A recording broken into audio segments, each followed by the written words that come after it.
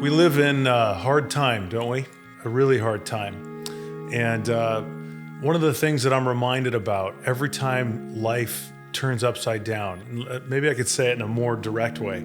Every time evil rears its head, that's when I watch for God. And at 57 years old, it's taken me a long time to learn this, but God is the God of resurrection, and God raises dead things. That's what he does. He raises things that die in our heart, hopes and dreams. He raises relationships that die.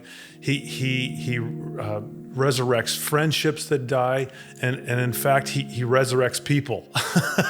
So such is the time that we're in, not just in this pandemic, but isn't it fascinating? In the middle of this pandemic, everything gets quieted down, life gets settled down, and the George Floyd thing hits, and this tumultuous time hits, but there's focus on it. Almost as if God was involved.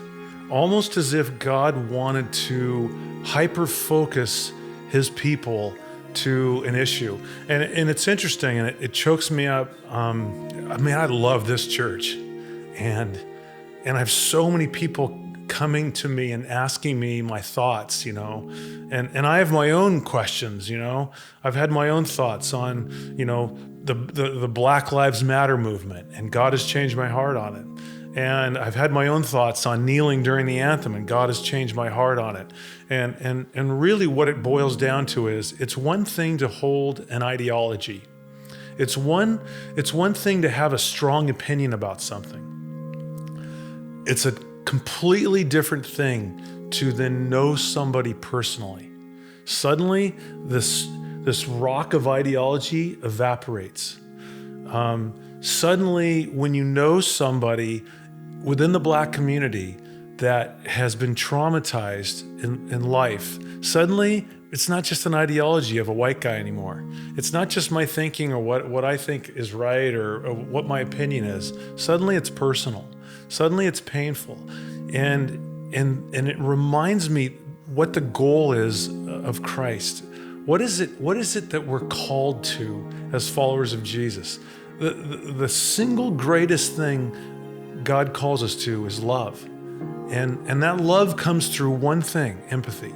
It comes through my ability to sit in the seat of another human being and feel what they feel, to know what they feel, to experience what they feel, to listen to what they feel, to understand what they feel and what they've been through, so that I might be the instrument of Christ through his Spirit to heal, create forgiveness, create life out of that situation. So when this George Floyd thing hit, the last thing I want to listen to, quite frankly, is the news, because we're pickled in it.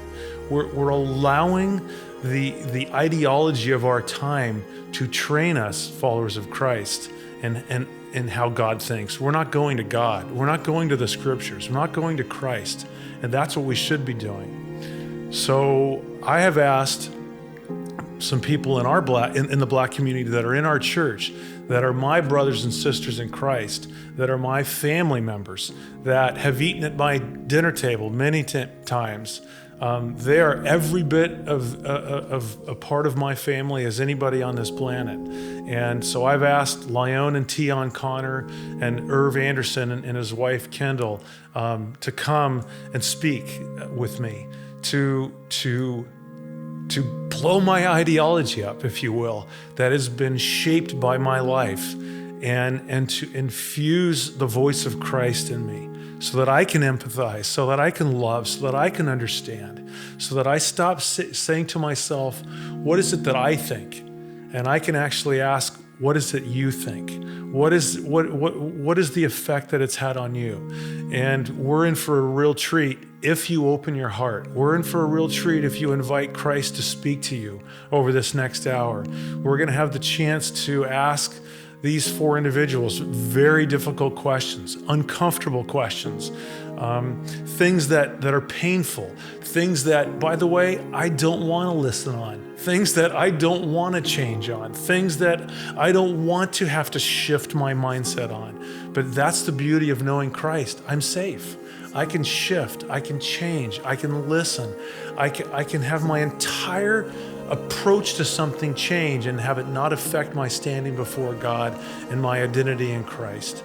That's what I'm inviting you to do right now, to listen to these 4 family individuals. These are people around your table that are in the blood of Christ, your family members. I want you to hear their heart, to see if God might be changing you the way he's changing me, and give us an awareness of how we might love the way Jesus loved in a deeper way. So I hope this really affects you, and I look forward to much more dialogue. Enjoy.